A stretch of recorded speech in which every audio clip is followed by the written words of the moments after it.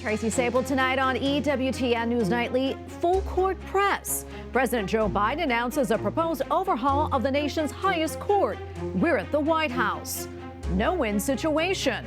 In Venezuela, both sides claim victory in the socialist country's hotly contested presidential election. A heinous mockery. A church leader in the U.S. reacts to the depiction of the Last Supper at the opening ceremony of the Paris Olympics. And something to chew on. Why Pope Francis says the parable of the loaves and fishes contains a message for us all. These stories and more tonight. From EWTN, the Global Catholic Network, this is EWTN News Nightly. Thank you for being with us on the Feast of Saints Martha, Mary, and Lazarus. Our top story tonight, President Joe Biden tells EWTN the U.S. Supreme Court needs to be reformed. The White House says that he wants to impose term limits for Supreme Court justices and add a binding code of conduct. According to the president, it's, quote, to restore trust and accountability. And that's not all. White House correspondent Owen Jensen reports. Owen. Tracy, as he left the White House today, I asked President Joe Biden about his proposed Supreme Court reforms. Now, he also wants a constitutional amendment that would limit presidential immunity. But with just 99 days to go now until November 5th, Election Day, it is far from certain, no guarantee, that he'll get what he wants.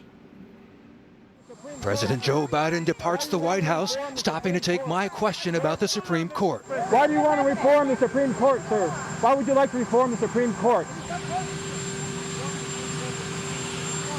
The president arrived in Texas a few hours later to deliver a speech at the LBJ Presidential Library in Austin, marking the 60th anniversary of the Civil Rights Act. Ahead of the trip, the White House releasing what it calls a fact sheet, stating that in recent years, the Supreme Court has overturned long-established legal precedents protecting fundamental rights. This court has gutted civil rights protections, taken away a woman's right to choose, and now granted presidents broad immunity from prosecution for crimes they commit in office. On the flight to Texas, Press Secretary Karine Jean-Pierre and Director of the Office of Public Engagement, Stephen Benjamin, addressed reporters. President Biden and Vice President Harris are committed to ensuring that no one is above the law, and in America, the people rule.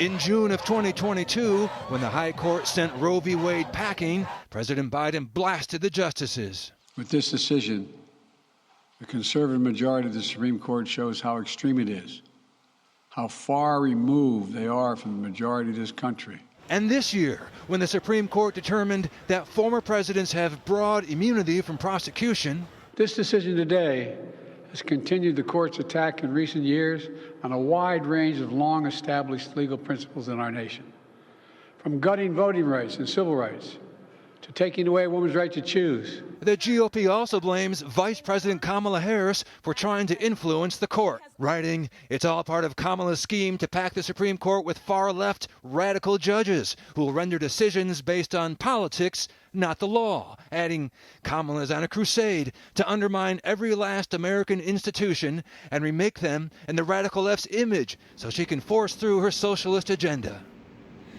Now, while in Texas, President Biden was also scheduled to travel to Houston to pay his respects to the late Representative Sheila Jackson Lee, who died July 19th at the age of 74. He then returns here late tonight. At the White House, Owen Jensen, EWTN News Nightly. Okay, thank you, Owen. And now to former President Donald Trump, who has agreed to be interviewed by the FBI. It is part of the investigation into the assassination attempt in Pennsylvania earlier this month. The special agent in charge said they wanted to get Trump's perspective on what happened that day. Through hundreds of interviews, the FBI has developed a portrait of the 20-year-old shooter. They revealed the gunman had carefully concealed more than 24 online purchases of weapons and explosives using different aliases. While Iowa's new heartbeat law goes into effect today, the state lawmakers approved the legislation last summer, but a lower court temporarily blocked the ban from going into effect after abortion providers argued in a lawsuit that it goes against Iowans' constitutional rights. The Iowa Supreme Court disagreed and rejected the suit last month in a 4-3 ruling. The law prohibits abortion once a baby's heartbeat is detected, which is typically around 6 weeks.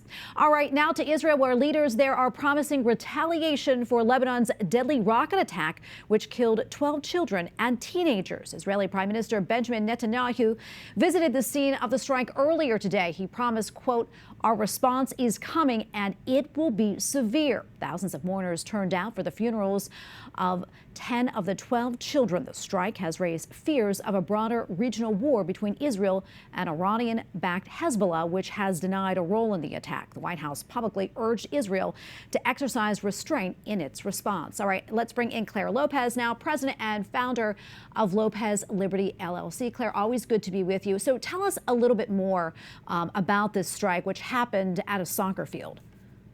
Well, yes, Tracy. So Hezbollah has been launching rockets, drones, missiles at northern Israel for quite some time, certainly since October the 7th of last year, 2023.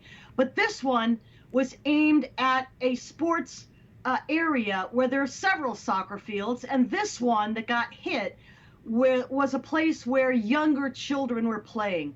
12 of them were blown to pieces all over the field. What happened is that the rocket, there was a warning. The kids ran towards the exit to get into a shelter. The rocket landed right in front of the kids, between the kids and the shelter, blowing them up, and a couple of dozen more seriously injured. Hezbollah can deny its responsibility for all it likes, but the point is that rocket was an Iranian-made rocket. That is, it is the Islamic Republic of Iran, through its terror jihad proxy Hezbollah, that did this heinous murder. Claire, as we mentioned, Israel is vowing retaliation. I know people in the Druze community want that as well. That being said, how concerned are you that this could turn into an all-out war between Israel and Hezbollah? Well, I mean, the first thing I would say is that Hezbollah has been poking Israel for months now, as I said, ever since certainly last October. There's no country on the face of the earth that would put up with this kind of an attack that blows their children to pieces and not respond. That is unconscionable. And furthermore, the community in which these children were blown up is a Druze community. The Druze are a monotheistic, syncretist belief faith that incorporates elements of Islam, elements of Christianity, and they have tried in a way to stay apart from this, caught in the middle of this conflict between Hezbollah, Iran, and Israel. But at this point, that's not going to be possible any longer. Many Druze, by the way, serve very faithfully in the Israeli Defense Forces. And this village, Majdal Shams, is up on the Golan Heights in northern Israel. So I think that Israel has absolutely no choice. It must retaliate and hard against Hezbollah, not necessarily in any effort or intention to expand a conflict, but this has to be responded to, and the response has to go to Hezbollah, maybe the Dahiya, for example, the southern part of Beirut. But they have to respond, and there's no question about that. Claire, almost out of time here, but does Israel even have the capability to conduct a war on Hezbollah and Hamas, and where is this all going? Yes, they do have that capability. The war in Gaza against Hamas is winding down. Hamas is pretty well debilitated in Gaza. And at the same time, many of Israel's IDF forces and reservists have been shifted to its northern border with Lebanon. Israel has great capability, and Hezbollah better take note of that capability. It's too late now. The response is coming. It began already last night with retaliatory strikes by the IAF, Israeli Air Force, and there is more to come, as it must be. Okay, Claire, we're going to leave it right there. Always great to get your insights. Appreciate it. Thank you. All right, now to Venezuela, where the socialist country's electoral body says Nicolas Maduro has won re-election. Voters from the opposition party showed dissent where they could.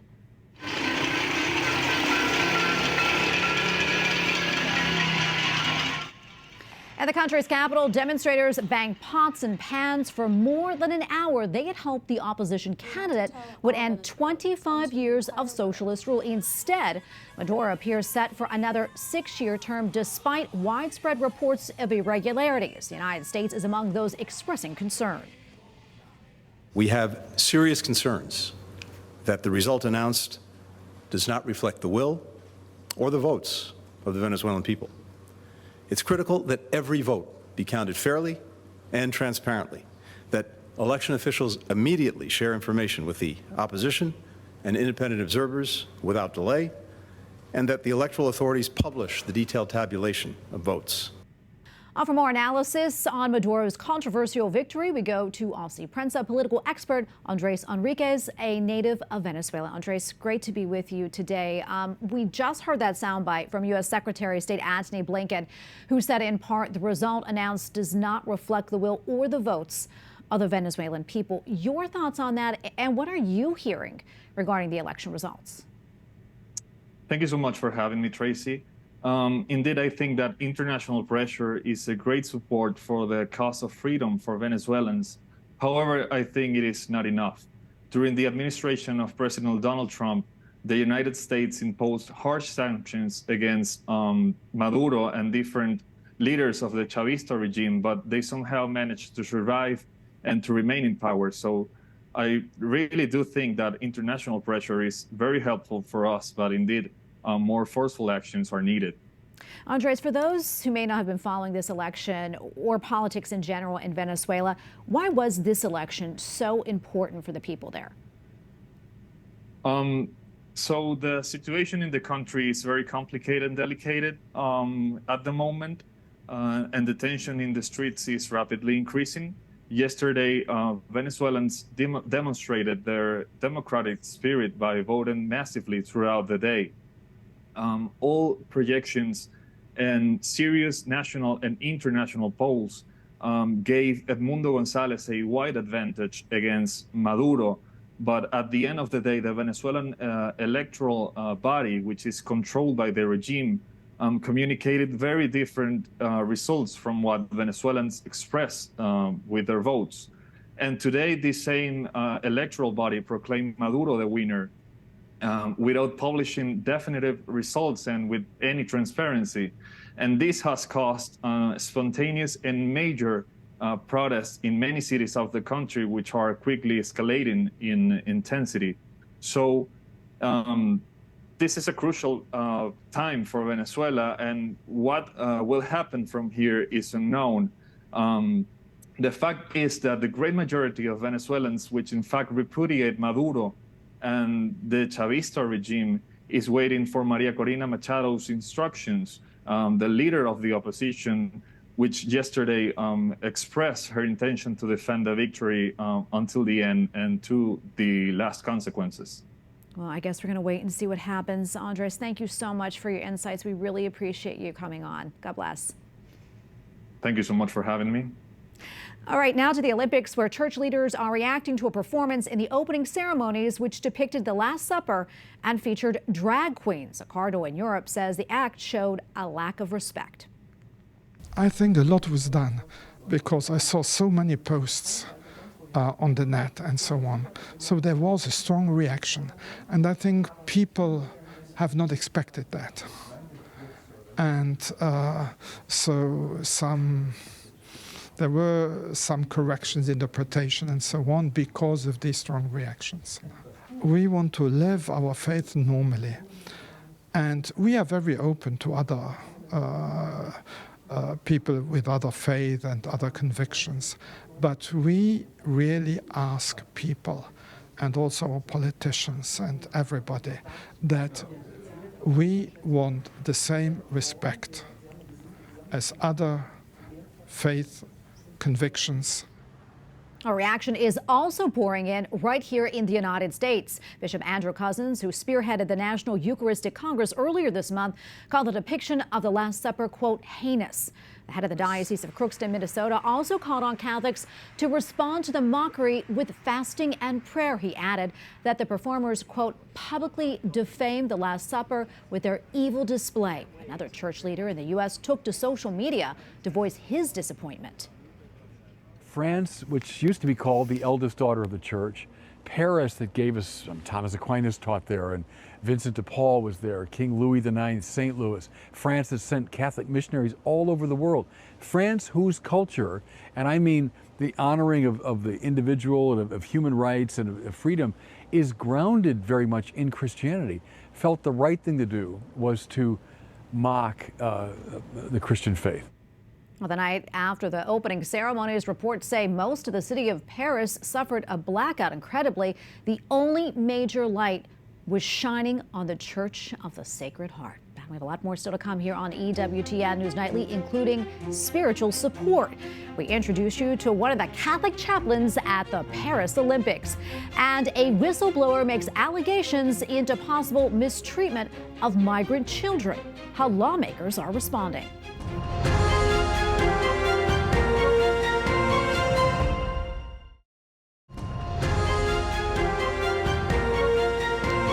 Welcome back. More than 500,000 unaccompanied migrant children have crossed the southern U.S. border since the start of the Biden administration. Reports claim the government has lost track of more than 85,000 of them. And now several whistleblowers spoke with lawmakers and claim these children are being trafficked, abused, and forced to work. Capitol Hill correspondent Eric Rosales joins us now with that story. Eric. Good evening, Tracy. Republican senators are sounding the alarm. They say that the Office of Refugee Resettlement is failing and unaccompanied migrant children are paying the price. Louisiana Senator Bill Cassidy is leading the charge and tells me the Biden administration's border policies are overwhelming the government's ability to process these kids safely. 500,000 children have crossed that border, overwhelming what the government would normally do.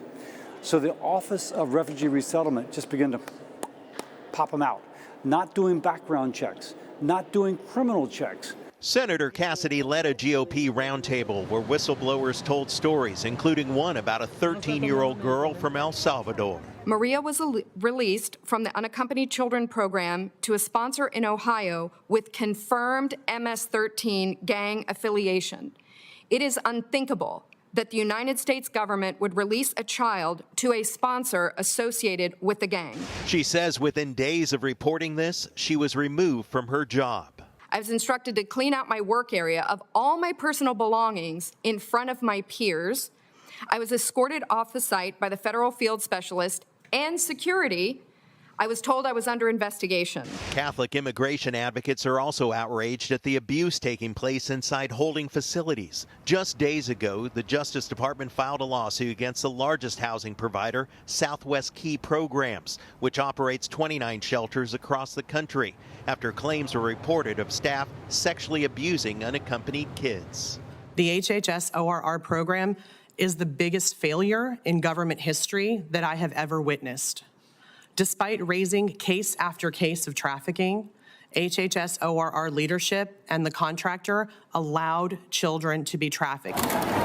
Senator Cassidy says a change in policy must take place. First, control the border, which the Biden administration has been feckless with. But then if you're not going to control the border, you got to have the resources to process the kids, which they've not done that either. Change either one of them, things get better. HHS Secretary Javier Becerra said his agency will work with the DOJ to hold all parties accountable. Also, 46 Senate Republicans and 1 Democratic senator are currently pushing to overturn the Biden administration's rules in processing these migrant children. At the Capitol, Eric Rosales, EWTN News Nightly. In Paris, the Olympics enter their 3rd day of competition. Overall, the games feature around 11,000 athletes and more than 200 countries. The Summer Games also feature hundreds of volunteers and hired workers. That includes more than 36 Catholic chaplains. They will provide spiritual help while celebrating Mass and other services. And for more, let's go to Brother James Hayes, who is in Paris. He is one of the chaplains at this year's games. Brother Jim, great to be with you today. We really appreciate it. Before we talk about the games and of course, the important work that you're doing there, I want to talk about the opening ceremonies. A lot of things really raise a lot of red flags for folks, especially that performance of the Last Supper, which really made a mockery of it. A lot of people obviously talking about this, very upset about it. When you saw that performance, what did you think? And also, what are the athletes, that is, in the Catholic community, what are they saying about it? Sure. Well, I was in front of the television screen here in my community house in Paris with my fellow brothers, and it was very saddening to see that. In some ways, it wasn't that surprising. I mean, I live in France. I've lived here a total of 9 years now. And so you get a feel for what I'd call a slightly schizophrenic attitude in French culture as regards its Catholic heritage. On the one hand, you've got the period of national mourning that they went through when Notre Dame Cathedral went on fire. And then on the other hand, you've got this very revolutionary, secular, anti-clerical attitude, and it's a very strange mix of the two. So in some ways I wasn't surprised. I didn't see it coming, to be fair. I didn't think they would go down that road, but it didn't totally surprise me. Since the opening ceremonies, how have things been at the Olympics, especially among the athletes, and what are your duties at the Games? Well, the chaplaincy actually opened, as the village did, a week before the opening ceremony. So we've been there from the opening of the village, getting things ready, and as the teams have arrived, we've started to see more and more people coming into the chaplaincy. But the first day or two, I mean, we're on a rota system, so we're not all there at the same time. There's over 150 chaplains from the 5 major world faiths there, and within Christianity, we have Catholics, Protestants, and Orthodox chaplains. But at any one given time, among the 40 Catholics who are during the Olympics and the Paralympics going to be getting involved in some way, even if it's just for a few days in the chaplaincy, there are only ever 3 or maximum 4 Catholic chaplains there at any one given time. Brother Jim, how important is it to the athletes that you are there with them? What do they say to you? Well, if you think about it, an athlete, when they're in training, if they're a person of faith, then they'll make time during their what is a very busy schedule to be able to practice their faith, whether it be prayer times, mass, or people of other faiths attending services with their own community. And I think what the Olympic Village tries to do is it tries to create a sense of continuity for all those that come and live and work there during the period of the Olympics, is that they have the chance to carry on with their daily routines. And for a lot of people, that will be having people available, like a chaplain, and having services put on that would normally be part of their routine. Well, Brother Jim Hayes, thank you so much for coming on and speaking to us about all of this. We really appreciate it. God bless you. Thank you very much. God bless you. Day 2 of the triathlon Olympic swim training canceled due to poor water quality in the Seine River. Officials say sunny weather and higher temperatures will bring levels of E. coli bacteria below the necessary limits. There is optimism that the event will take place. Up next on EWTN News Nightly, down the Tiber River, see the culmination of the 9-day celebration of Our Lady of Mount Carmel. Plus, the Holy Father's Sunday speech, what God can do with our smallest offerings.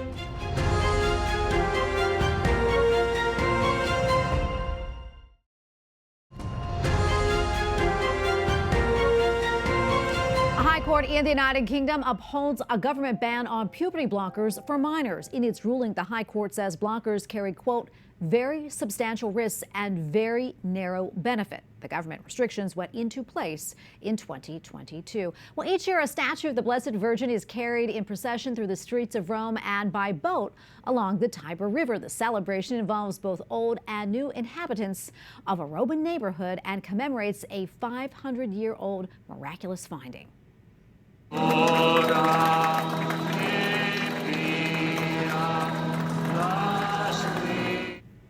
According to tradition, in the year 1535, fishermen found a statue of the Virgin Mary at the mouth of the Tiber River following a storm. To commemorate the finding, locals annually carry the statue of Madonna Firmola, meaning Our Lady coming from the river, in the procession down the Tiber. This year, Cardinal Pietro Parolin led the procession, and he directed the faithful to be open to the promptings of Mary and be ready to do what she tells us.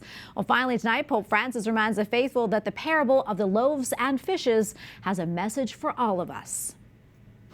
Cosa posso dare al Signore? Il piccolo cosa può dare? In a Sunday talk at the Vatican, the Holy Father says that we are invited to offer to God what we have, even if the offerings seem insignificant or unimportant. Pope Francis also says that every time we go to Mass, it is a chance to recognize and savor the miracle of God's love and grace. And we thank you for watching tonight. Remember, you can follow us on social media, Facebook, X, and Instagram at EWTN News Nightly. I'm Tracy Sabol. Good night, and God bless.